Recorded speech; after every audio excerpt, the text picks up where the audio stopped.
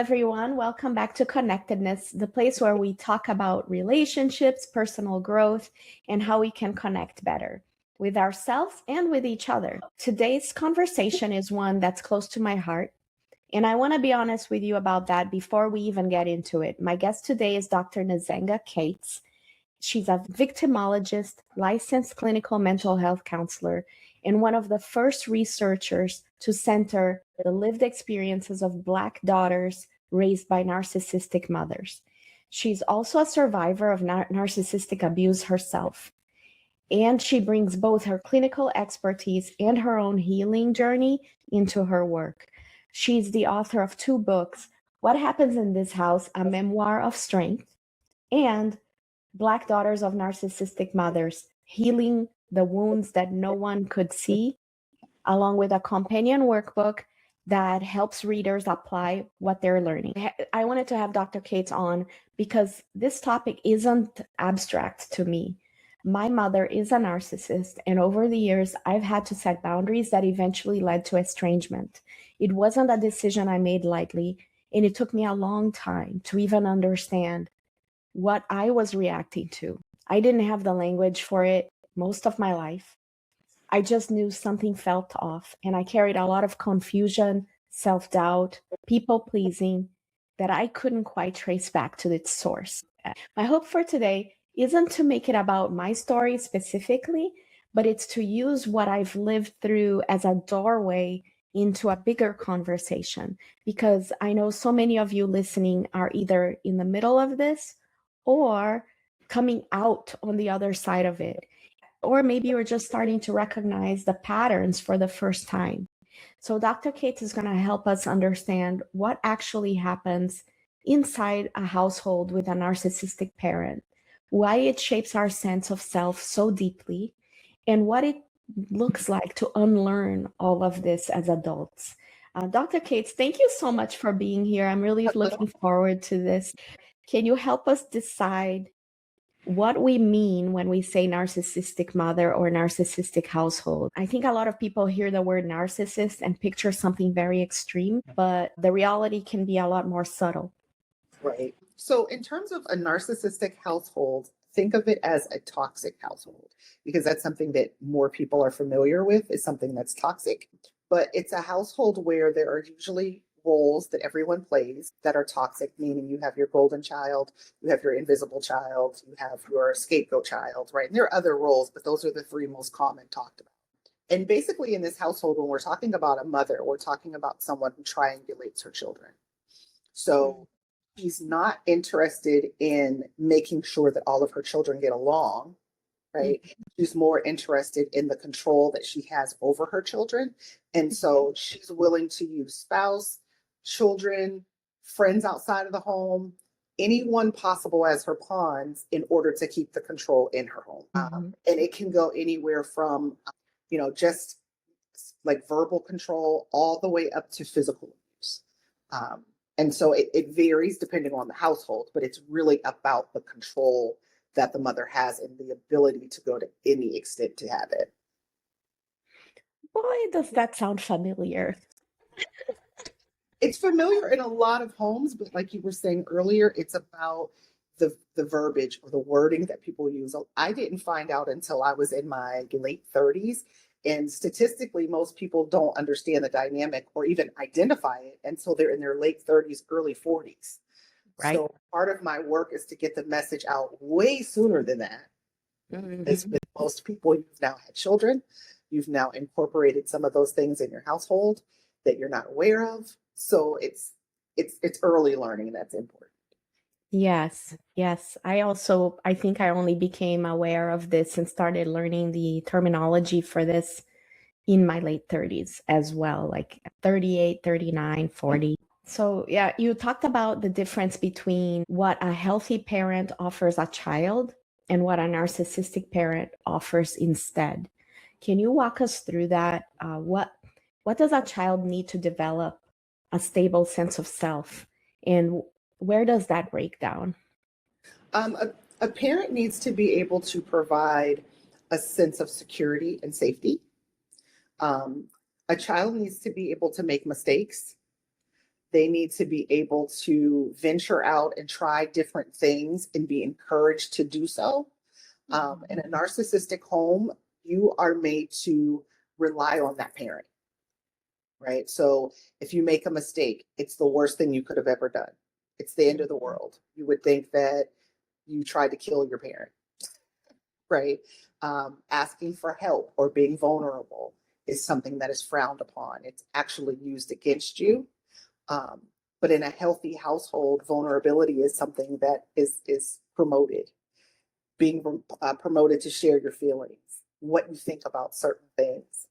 Something as simple as being able to lock your door for safety, your bedroom door, are things that are frowned upon in a narcissistic home because your mom or your dad doesn't have the ability to just walk in whenever they want. Like that is a clear violation that in a narcissistic home is seen as something positive, but in a healthy home, having safety is something that you should always grow up with. It helps you blossom into who you want to be in life.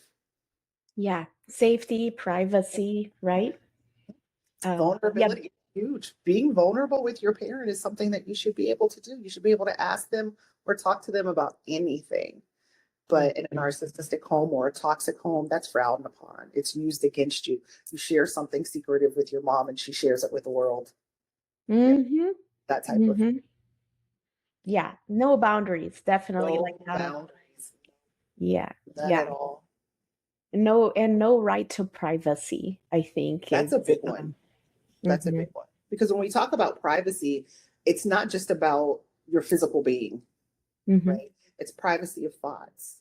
It's something as simple as having a journal that's yours and your mom chooses to go and read your journal and share what was in your journal with others, or read your journal in secret and use the things that she read in arguments with you or in conversations with you. And then you're kind of gaslit because you're like, I know I wrote that somewhere, but there's no way my mom would have ever read that and used that against me. Or if you ask, I didn't read your journal. I don't know what you're talking about.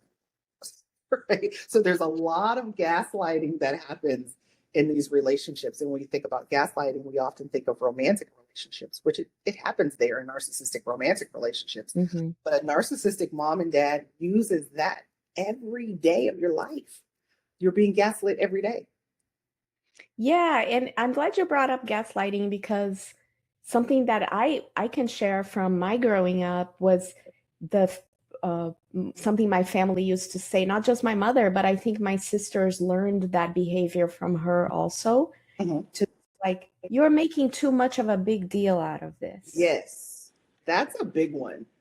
That's a really big one, Fernanda, because one of the things that doesn't get discussed enough is that, especially as the scapegoat in the family, whether there's terminology there for that or not, everyone understands that they don't want to be you. Right. So the family actively works to keep the scapegoat, whether it's intentional or not. They know I don't want to be in that seat. And so whatever they have to do to create the environment for the scapegoat to be the scapegoat, they'll do it. Running back and telling mom secrets, mom talking to them about certain things or using them as pawns to come and ask you questions. That's all a part of it. And it is intentional.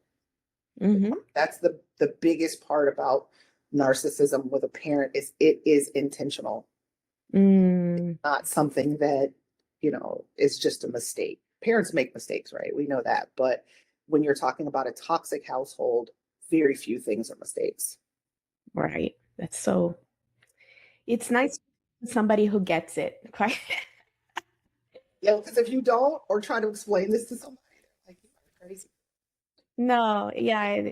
And something that I faced over time is when talking to friends who had good mothers, who had nurturing, non-narcissistic mothers, that I don't think they get it.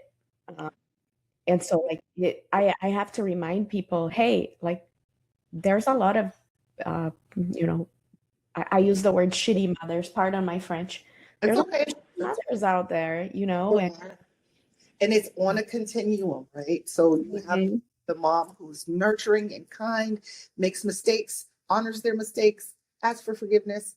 And you go all the way up to mothers that kill their children. Like it's all on the same continuum, you know, and it's out there. It's really a real concept. Yeah. So you often describe it as a message beneath the message. Things like your needs come second. Love must be earned. Mistakes are unacceptable. Can you talk about how those beliefs actually get transmitted? Because it's rarely someone sitting a child down and saying those things directly to the child. Right. So most of the time it's, let's say mom's having a bad day, right? Everyone's having a bad day, right? There's no boundary in terms of I'm going to go and have my own space in my bedroom and keep this to myself. It becomes everyone's issue. Oftentimes you're responsible for the growth of your parent, meaning you're the parent. So you're responsible for taking care of your mom's emotional needs, sometimes physical needs. And so you learn very early on to read the room, right? What is the mood of my mother? What is the mood of my father? And I don't like to leave fathers out because fathers are narcissistic as well. But what is their mood, right? If they're happy, leave them happy. Allow them to be happy. The problem is, on any given day, you don't know what's going to make them unhappy, right? So it's like walking in a minefield every day. Don't step on the wrong thing, right? So it's hard to explain in words, but it could be as simple as them commenting on an outfit that you have on. You feel amazing about that outfit, and they know that you feel amazing about it. So they make a condescending remark, or they shame about something about that outfit, you know? I can remember I bought with my own money. I was in a dance group at my school, and I bought this outfit. I don't know if you remember Cross Colors, but it was a cross color outfit with some combat boots. And my dad was like, absolutely not. He took it back. So with my money, he took it back, and I had to come up with some sort of outfit to kind of blend in. But when I got back, my money that I spent on my outfit was on the table waiting because he said I couldn't be out there looking like a clown representing him. Are you? So it's those things, right, that teach you you don't know your own judgment. You don't even know how to pick clothes for yourself. Those are the subtle. That was a bigger than subtle message, but those are the messages that you receive. Your hair, anything. Your hair's your glory. I wasn't all about my hair. Like so many things. I'm so sorry you went through this. And it's okay. It's okay. I learned that, and I teach my clients often that part of the journey is understanding and accepting what you went through. It's painful, but that's part of the journey. If you can't accept that, you don't heal, you know? Yeah. It's accepting and something, because I've been doing this work for myself for about 10 years now. And sometimes it rears its ugly head again. The healing, like I have another episode where I was talking to somebody about healing, and healing is not linear, right? Like there's 2 steps forward, 3 steps back, and sometimes you make progress and you're good, and then sometimes it kind of flares up, whatever was a wound from the past. And one of the things I had to do was grieve, grieve the mother that I wish I would have had, but I didn't. And that gave me, it was painful, but it also gave me a lot of mental freedom to say, you know what, it is what it is. Like I had a narcissistic mother, and it caused XYZ damage, and now it's my turn to heal myself and mother, and maybe even mother myself. Absolutely. Be the mother I wish I would. One of the things that I had to learn how to do is reparent myself, and that's what things that I do with my clients. We go all the way back to childhood. What are the things that you didn't get to do that you really wanted to do? Mine is coloring. Oh, yay. Love the color. I love the color. I like to be outside, even though I don't like bugs. I do like to be outside.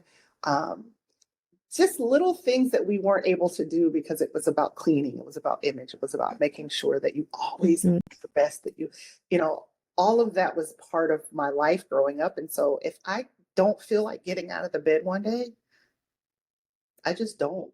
That was so hard for me, Fernanda. Yeah. Oh my God. Learning how to rest. We didn't rest.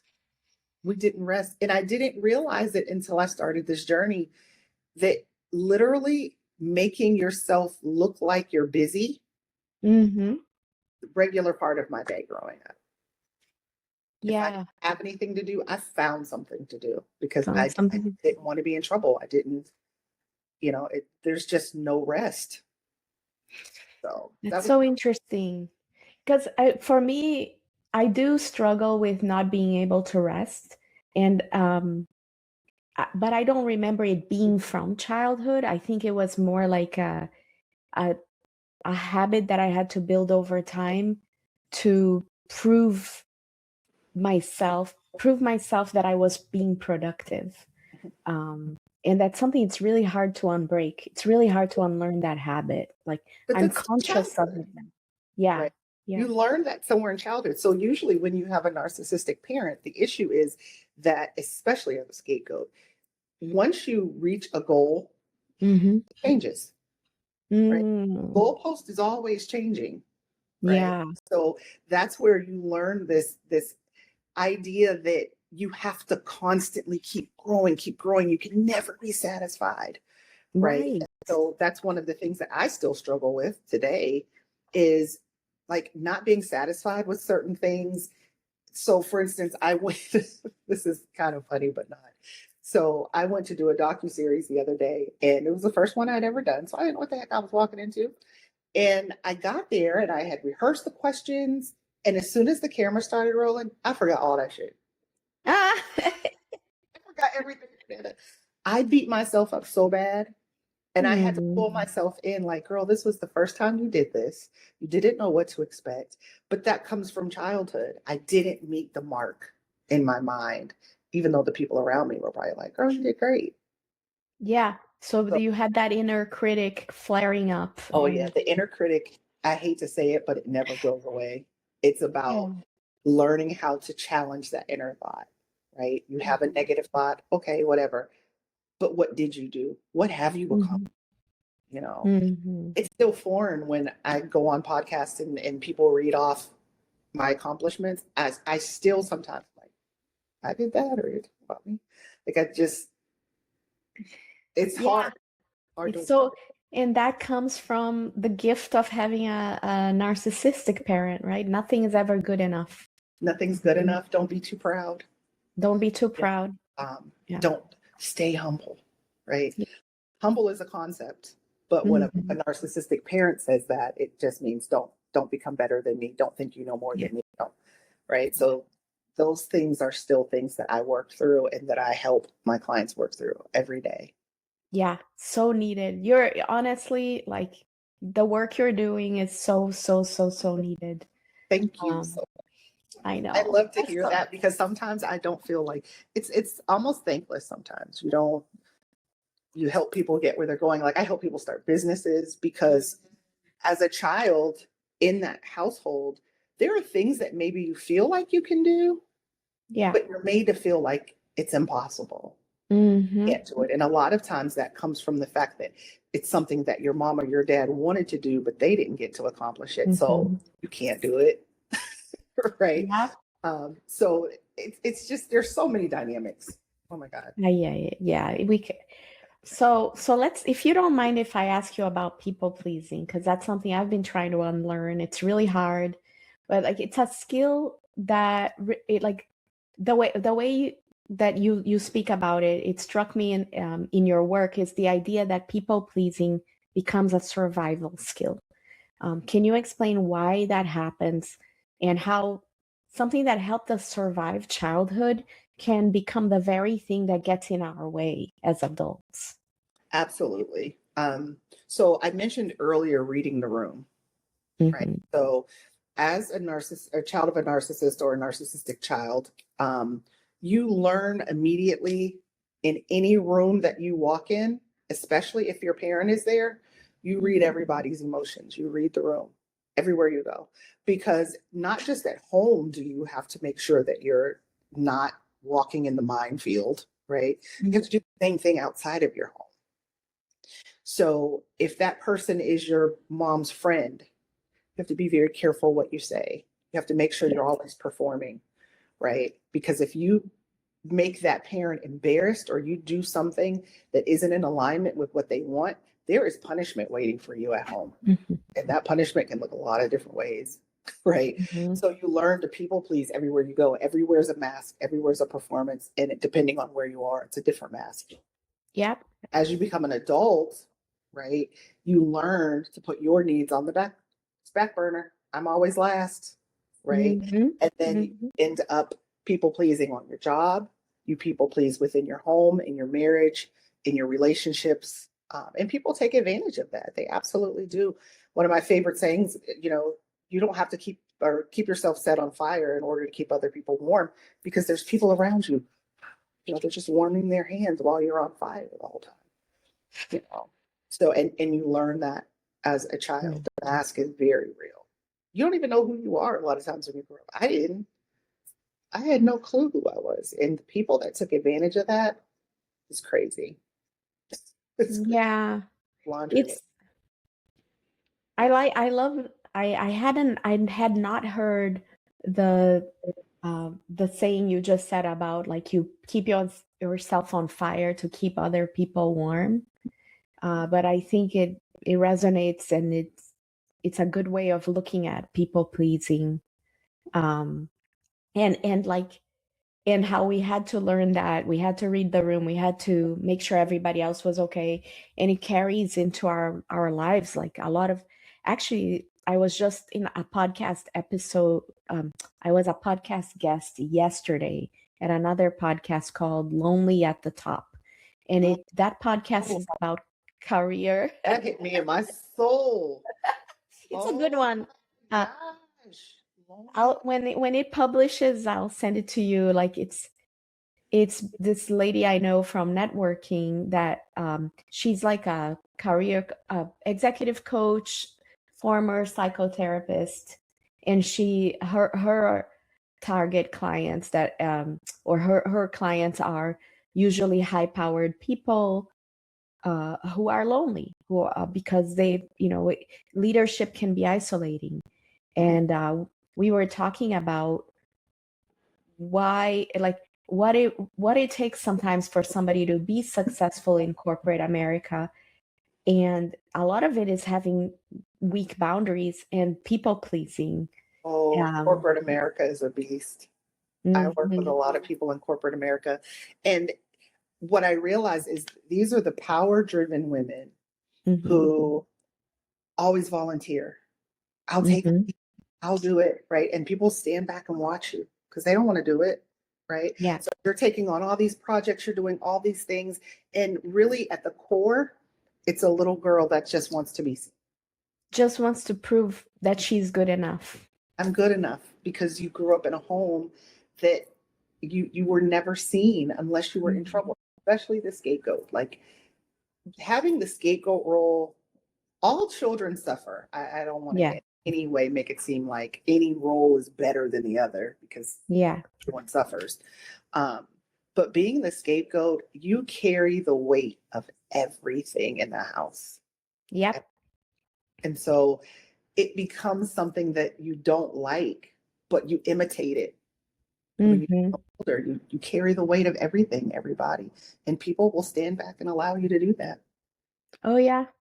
And I definitely used to be that person when I was in corporate America. I used to be the one with no boundaries, trying to prove myself, getting my worth, or trying to get my worth from external validation. Absolutely. But never really got my worth from them. And the same thing for the golden child, right? The golden child.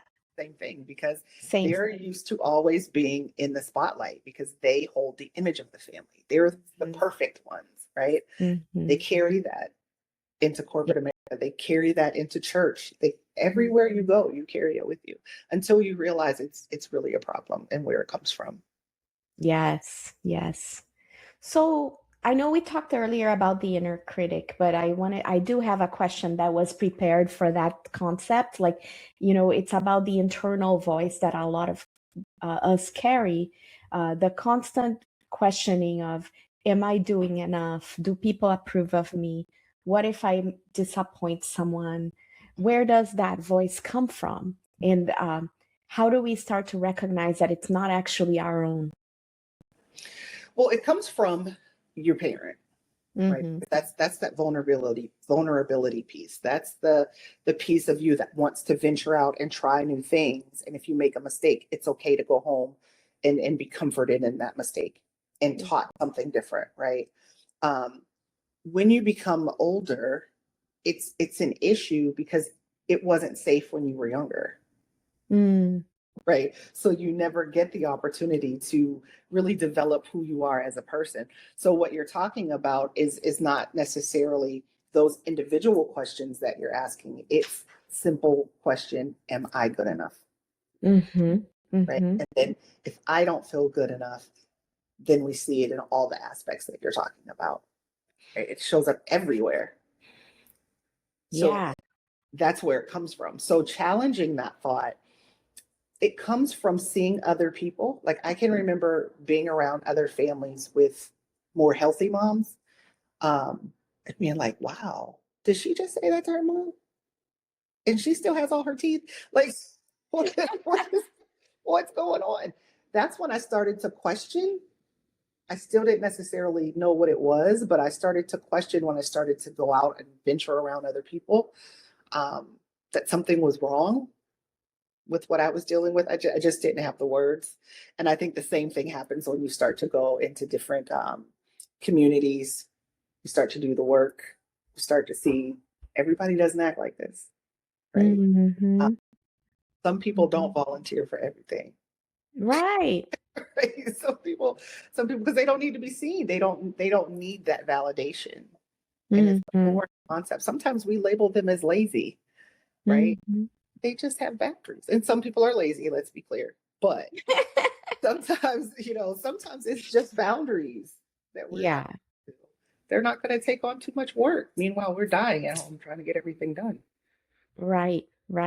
Yeah, I've been learning a lot of those lessons the past few years, and it's amazing how much you can unlearn and what a different person you can become once you become aware of the impact that being in a narcissistic household had on you and how it manifests in adulthood. And one of the things that I say is that it's not necessarily about becoming a different person. It's becoming who you were intended to be. Right? Yes. Everything that you need it's within you, right? Yeah. A narcissistic mom or dad sees those qualities in you and they don't like them. They don't like that you're strong. They don't like that you're opinionated. And so those are the things that they shame. But you're not becoming a new person. You're becoming who you already were and are. You're just getting comfortable with it. That's I love that. So let's talk about self-doubt and questioning your own reality. Okay. Like so many daughters of narcissistic mothers hear things like, you're too sensitive, that never happened, you're overreacting. What does that do to a person's ability to trust their own perception over time? Absolutely no trust in yourself. You feel like you get everything wrong. Everything that you do is wrong. Everything that you say is wrong. Right? Like, that's really what it culminates to. And so children of narcissists, especially a scapegoat, I keep going back to the scapegoat because that's who I see most in therapy. You're taught against your intuition, right? So you meet someone that doesn't make you feel good, You don't believe it. Mm-hmm. Right? You want to see the best in everybody. And that's generally how you end up back in those same relationships that you grew up in your household, is your intuition. You feel like it's wrong all the time when it's absolutely correct, spot on in every situation, but you negate that process in your mind because you were taught not to trust it. When you were younger, your mind was telling you, your gut was telling you something's wrong with your mom. Yeah. Something's wrong with your dad. This is not okay. But that's where the gaslighting comes in. So you're taught to second guess that feeling, that innate core feeling. So you take that into the world and then you get taken advantage of. People use you. You have to realize what boundaries are, start boundaries again, work through the guilt of being used. Like it's just layers and layers. Layers. Yeah, but it comes Yeah. from being shamed about your own intuition as a child. Lovely. Right. Because who would believe that your mom would do that? You know, and you try to tell people it's not just your parent that does that. When you go out in society and tell people, I remember telling people, asking people, can I live with them? Mm. Like 4 sets of godparents. I just wanted Mhm. somebody to parent me. I just something, you know. Yeah. But those people will also tell you, well, that doesn't sound like your mom. Yeah. Because your mom's perfect in society. Mm-hmm. Everybody loves her. So surely you're not talking about your mom. You did something wrong. Mm-hmm. Mm-hmm. It plays into how you feel about your intuition, how you feel about yourself. Yeah. It's like it's a whole theater, right? Like the person who is the narcissist is usually putting on a really charismatic face to the world. Mhm. Um, and they're not the same person in the home. And when you're talking about moms specifically, Mm-hmm. moms are usually the one in public who is the most loved. But she Mm-hmm. is vicious at home. Mm-hmm. Like that's the part of narcissism that I feel like doesn't get enough um, light on it. We don't shine enough light on the viciousness of that Mm-hmm. mother at home. I mean, it's I can't even describe it to you in words. Yeah. Vicious is an understatement. They're mean, they're brutal, they're often physically abusive, and then they call it love. Mm-hmm. Right. And then most of the people I work with and my dynamic growing up was there's this religious aspect Mm-hmm. where you're guilted through religion, right? Mm-hmm. You're abused under the umbrella of religion and honoring your mother and your father. All of those things all play together to Yeah. create an environment that she needs at home. Yeah. It's not great. Not the the religious piece. And you're as you are bringing this up, this is a sidebar that a friend of mine told me about a documentary on Netflix about this woman called Jodi Hildebrand. I don't know. Oh God, yeah. You haven't watched that? I watched it. Oh, It's very fresh in my mind from a couple oh of my days God. ago. So it came up as I was listening to you, where I was like, because this other woman that she kind of paired up with was definitely a narcissistic mother Oh yeah. and was a YouTuber that Brooke, or what's her name? I can't remember Ruby. her name, but she had a very popular YouTube channel talking Yeah. about parenting and what it was like raising her kids.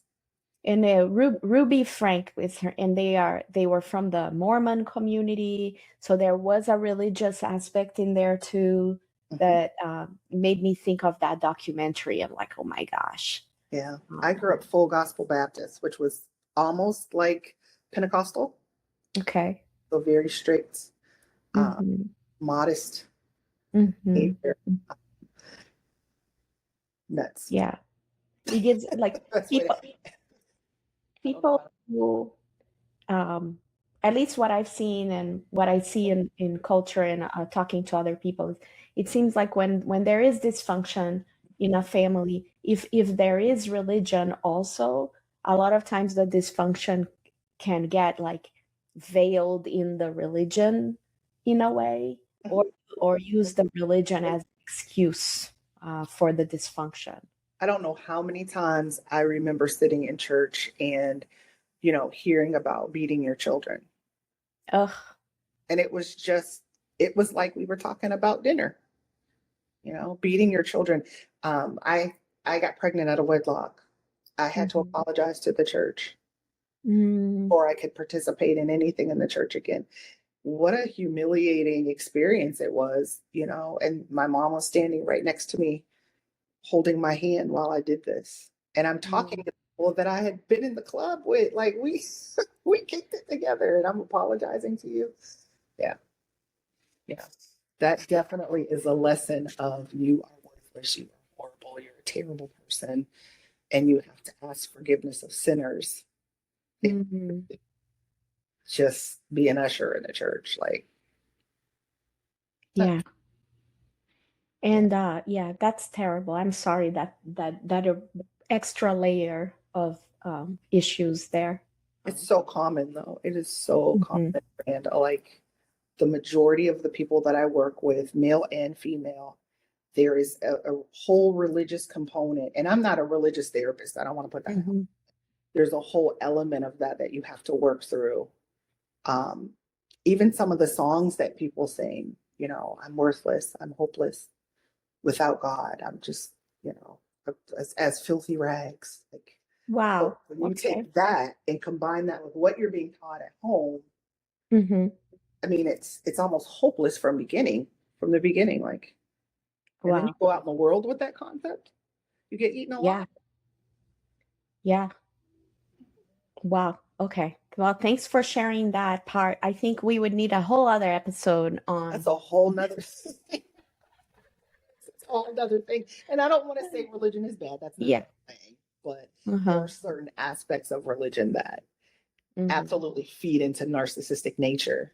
And Can be problematic. when you think about narcissism in the church, that's a big thing. Yeah. Yeah, it can be. I mean, I'm not an expert on that area at all, but I can see how it can be problematic for sure. Yeah. I mean, I'm sure you've heard of Jim Jones. Uh, is he the one who did the drink the Kool-Aid thing? Yes, yes. I Yes, do there know are that. So, so many sorry. cult leaders like that. And it stems Yeah. from church, and it grows and grows and Mm-hmm. grows. Narcissism grows, and you end Mm-hmm. up like that. Yeah. Yeah, that's terrible. That I did watch that documentary. It was horrific what happened in that situation. Oh yeah. Oh yeah. So, for me, setting boundaries eventually led to estrangement. Mhm. And the word estrangement, it carries a lot of weight. And I know it's not the outcome for everyone in this Right. situation. But can you talk about the spectrum of what healing could look like? For some people, it's boundaries within the relationship. For other people, it's distance. Or for some people, it could be estrangement. Um, how do you help someone figure out what's right for them? Well, it's based on the boundary that you set, right? Mhm. How that person responds to the boundary. So there's mild contact, there's minimal, and then there's no contact, right? So there always has to be some type of, when you're dealing with a truly narcissistic parent, there has to be at least minimal contact. It's impossible to have anything more than that, Mhm. because especially in the beginning stages, because you're still eager to have a relationship with that parent. You still want that parent to love you the way you need to be loved. So if there's anything more than minimal contact, you're almost always sucked right back into that relationship with the guilt that they place on you. Mhm. But basically, what we do is we start setting boundaries, and based on how they respond to that boundary, set another one, right? Yeah. And eventually, the determination is made for you, Mhm. right? In a Mhm. lot of cases, there are times that you have to say, okay, I'm not doing this anymore. Um, but it generally starts with minimal contact. And as you set boundaries, you can see what happens. That's painful though. It's a very painful process because It's painful and hard to do for someone who grew up without a sense of self and having people pleasing tendencies, like learning how to set boundaries. I think it sounds really great on paper, but on in practice, it's really hard for some people, hard. right? It is very hard. And when you're talking about people of color, Mm. it can be even harder, right? Because I Wow. know in the Black community, mom is God. Mm. She's God. There is no talking back. There is no having an opinion. There is no what? Right. So when you start saying no, Yeah. that's a boundary within itself that that everyone should have the ability to do, right? Mm-hmm. But Mm-hmm. you meet people who are well in their 40s and they still can't tell their mom no. Yeah, I Something believe that you. basic, something that simple, you know? And so boundaries are key to determining how much relationship you want with that parent, because they don't respect them, right? And so if you set a boundary, you start to really see the ugly side of that person. Mm-hmm. And so it becomes a little easier to set the boundaries once you start to see that side of them consistently, Mm-hmm. because the problem is the good with the bad, Yeah. right? They're so amazing at being great to hoover and pull you back into that relationship that when something is really ugly, it's like, did that really happen? They didn't mean that. Mm. Right. So consistently seeing that side of them makes it a little bit easier to set the boundaries that are needed. And sometimes no contact is, I want to say there was a period of time I went 3 to 4 years, I think, with no contact with my mom. And now it's just kind of as I need to. Mm-hmm. Mm-hmm. Because at some point somebody's got to get off the ride. Mm-hmm. They're not going to, because they enjoy the manipulation, they enjoy the control. So Yeah. you have to Yeah. be willing to say at some point, enough is enough. I need more, right? But as we do the work, you start to fall in love with yourself. Yeah. And the more you love yourself, it becomes impossible to allow that behavior. It's too painful. It hurts too bad. True. And I was gonna say, like, at least for my, as I'm discovering this more and more about myself, is sometimes when I discover that something in my life has to do with my narcissistic mother that maybe I hadn't associated with her yet, or with that dynamic growing up yet, I end up having some anger, and the anger actually helps. It helps me let go, or it helps me detach, and it helps me rationalize and be like, yep, that's what happened. And I don't know. I find it actually, like, in this context, the anger is very healthy for me. It is. It is. But again, it's Yeah. about learning your emotions versus the Yeah. emotions of your mother or the Yeah. emotions of someone else, because you carry that stuff, right? So you have to begin to discern whose feelings do these are not my feelings. These don't belong to me, Yeah. right? I am angry right now, and this is my Mhm. anger, and I can feel it, and I can be okay with it. And based on that, this is what I'm going to do with it, right? Mm, yeah. But that takes work, because being angry, what are you angry for? Why are you mad? Right. So you have to learn to be comfortable with being angry and not beating Yeah. yourself up for being angry. Right. Because back when you were a kid, you couldn't be You angry, can be at angry. least in my. This is really a great conversation so far. The next one is about the guilt. I used to wrestle with guilt that comes from choosing yourself, even when I knew intellectually that the estrangement was necessary. There was still a part of me that questioned it. Like, is this normal? Or I think I would feel like, oh my God, am I being a bad daughter? Am I being a bad person? Um, and so I wonder, from your perspective, treating people in your own situation, like, does that feeling go away fully, or do we just learn to hold it differently? I think that's one of those things that you talked about earlier, like different stages. I don't know that it goes away. I still periodically feel it, but I think it depends on the situation. So it's more guilt associated with how I'm making her feel, how I think I'm making her feel. And I see that a lot. It's like, am I making her sad? Is it, Mhm. how does she look? Especially when I wrote my first book. It was like, oh my gosh, how are people going to view her? And I had to really learn that I'm not doing anything wrong by acknowledging how I feel or Mm-hmm. by allowing myself the space that I need to heal. Because the reality is, if someone other than my mother treated me like this, I Mm. wouldn't want to be friends with them. Yeah. I wouldn't even talk to them. Right. Right. And so the behavior doesn't get excused based on who it is, including your mom. Right. Yes. So when I start to feel the guilt, that's the first question that I ask myself. Would I allow anybody else to do this to me?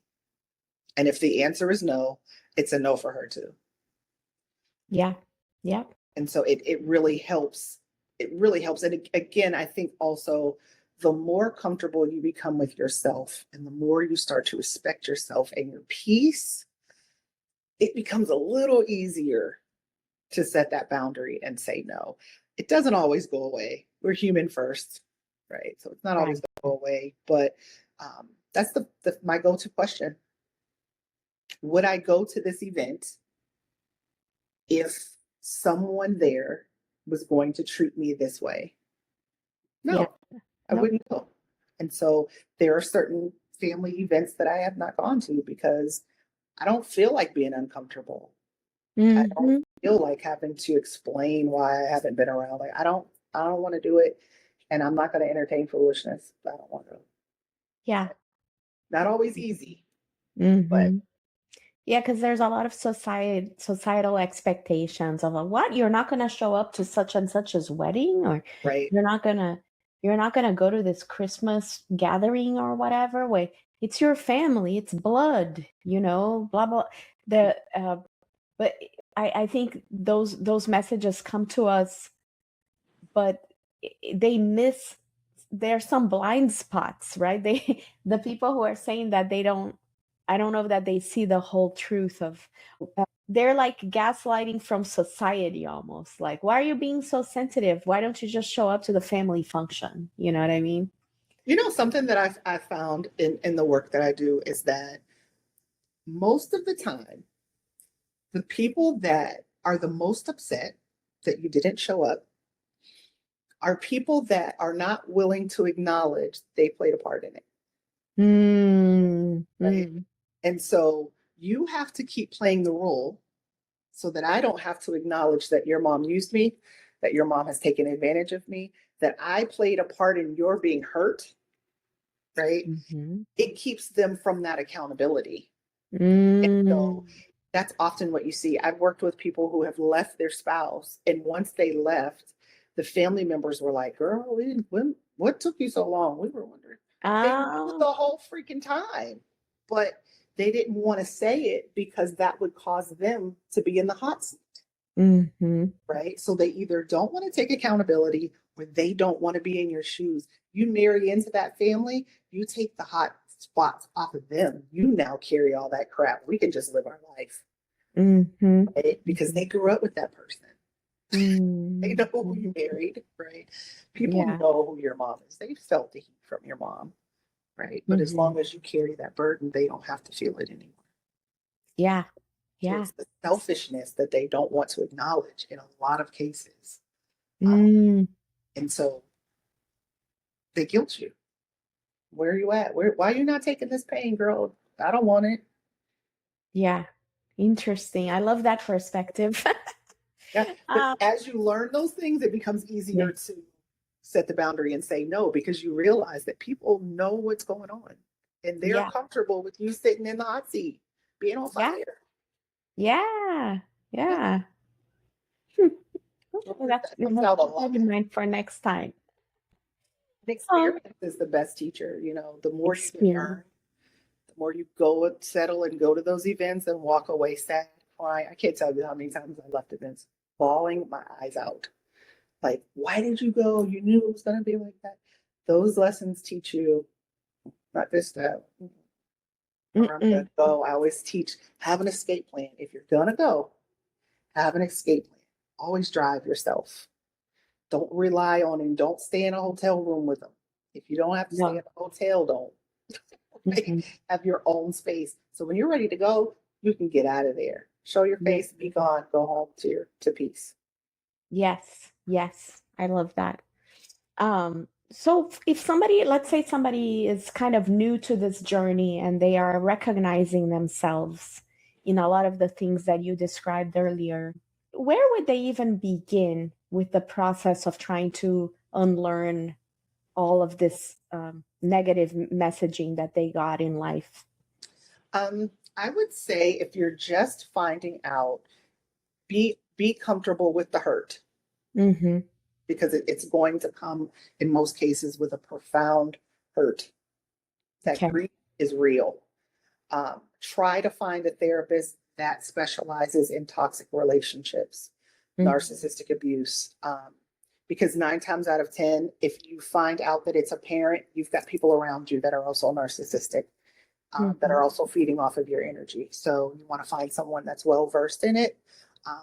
If you can't find someone in your area that focuses on that, at least find someone that helps you deal with grief. Yes.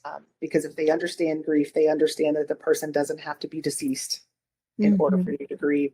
And actually, ambiguous grief is worse than the death of someone because you're grieving someone who's alive and well.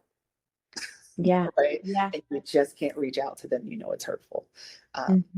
I would say for sure, find someone that you can talk to that is going to help you, a professional that's going to help you work through that. If you could find a group, get in a group. I've got a group. Now that I say group out loud, I have a group starting September 1st. It's virtual. So anywhere, wherever you are, you can participate. But try to find like minds who have been through that. Yes. Okay. That's really good. So, how do we learn to believe that our worth isn't tied to productivity, our appearance, or our achievements, or other people's approval? It feels like such a simple sentence to say out loud, but it's really a hard thing to actually live. So hard. So hard. My own personal experience comes from therapy. Therapy. I had a therapist who was like, why are we putting this on your plate? But didn't you just tell me last session that your plate was full? What are we doing? Right. So that accountability piece.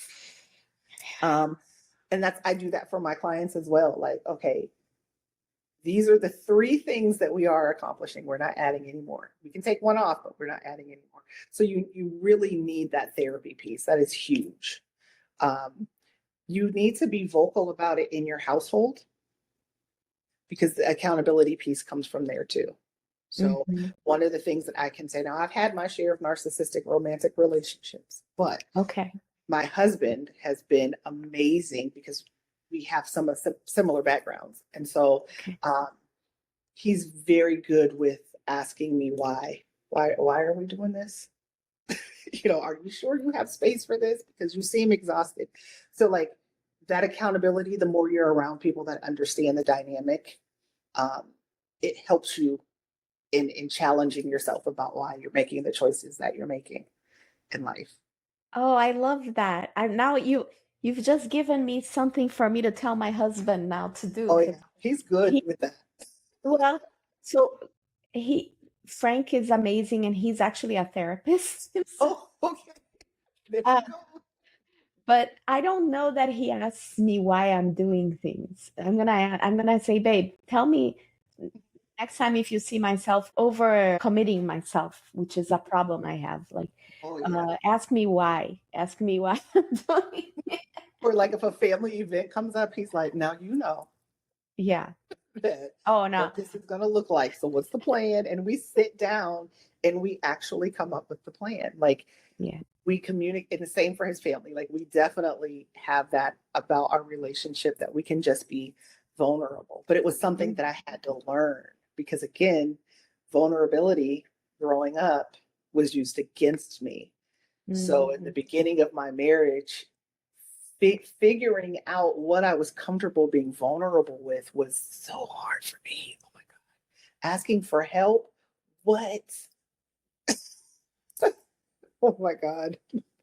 Yeah. I tend to think that, he is just one of the most patient people, not just because he's my husband, but he is just patient and he's a nurse. Oh, So that's wonderful. Oh, that's lovely. So we are getting towards the end of the episode. As a closing question, if someone is listening today and is still in the relationship and isn't ready to step boundaries or to step away, like what would you want them to know? I would want them to know that they're not alone. And I know Mhm. that sounds cliche, but you feel very isolated in those types of relationships. Yeah. And so understanding that I wasn't alone, that there were other people who understood this dynamic was so helpful to me. It was Hmm. so helpful to me. And so knowing that it's okay to love yourself, Hmm. Hmm. whatever that looks like, is okay. It's Yeah. okay. Whenever you're ready, because you do have to be ready, know that you can do the work. It's not Yeah. impossible. It's hard, but it's not too hard. Um, and so, there are people in this world that are willing to help you, that are willing to support you and be there for you through this journey. So every time I would say you're not alone. Or what Yeah. would you tell your little girl? What would you tell her? If your daughter came to you and told you someone was treating them like this, what would you tell her? Yeah. Yeah. Yeah. That's lovely. Thank you. So, Dr. Cates, thank you so much for this conversation. I came in today with my own story, woven through it, and I hope that, Thank you for sharing your story. That's important. oh, That's so important that people hear other people's stories, right? yes, Because again, you're not alone. no, there's a lot of us. Oh yeah, men and women, we're out there. Yes. Um, yeah, I hope this made it feel a little bit more real to anyone who's listening and maybe living through something similar right now. If you saw yourself in anything we talked about today, I want you to know that just like Dr. Kate said, you are not alone. You are not too sensitive. You're not imagining things. The Absolutely. road out of that kind of conditioning is long, but it's walkable, and you don't have to figure it all out by yourself. Dr. Cates, can you let everyone know where they can find you, your books, and your work? I always tell people to go to my website. That's the best place that you can go. You can find all of my social media links there. You can purchase my books there. I have copies of them. Got this one. This is Black Daughters of Narcissistic Mothers. And my first book is What Happens in This House, A Memoir of Strength. And there's also a workbook that goes along with Black Daughters of Narcissistic Mothers. I want to point out the book was written from my perspective, my dissertation on Black Daughters of Narcissistic Mothers. However, if you have a mom like that, you will find yourself in the book. Male, female, I don't care how you identify, you are going to Mhm. find yourself in this book. So don't be deterred by the title. Um, Yes. you're in there somewhere. You're going to Oh, be able yeah. to have that experience. I think those narcissistic experiences, I think, are universal. But I'm guessing that your book, I haven't read it yet, but I'm guessing that you have the additional filter of Yeah, living in an African American socioeconomic background, and maybe absolutely. even the religious filter too, right? I don't know. And also just, the survival instinct that we have from slavery, from Oh, Jim Crow, yes. right? Some of the things that were established there were needed at the time because it kept your child safe, right? And it's Mm, not to say that it isn't, some of those things aren't still needed, but the fear that we instill mm, in our children, the control, we can do it differently. It doesn't have to yes. be done that way. The physical punishments, the whoopings, we does far more damage than good. Right. So Right. a lot of that element is in the book as well, because a lot of it is not about shaming the Mm-hmm. mother because it's on a spectrum, right? All Yep. moms aren't shitty. Some moms make mistakes, right? Mm-hmm. Um, Mm-hmm. so it's written from a perspective of not shaming anyone, Right. but how do we get better at this? How do we do this differently? So in North Carolina, I provide therapy. Okay. Um, If you're not in the state of North Carolina, I provide coaching or consulting. I Wonderful. also provide coaching and consulting in North Carolina as well, but I just want to make sure that people understand that therapy is not provided outside of North Carolina. Okay. Yeah, but it's still great to know that you have these other resources too that people can work with you in some kind of capacity. So Absolutely. awesome. I'm so Well, excited. thank you. So thank you so much for listening to Connectedness. If this episode meant something to you, share it with someone who might need to hear it today. Please like and subscribe. And as always, keep showing up for connection, including the connection that you're building with yourself. And I'll see you next time.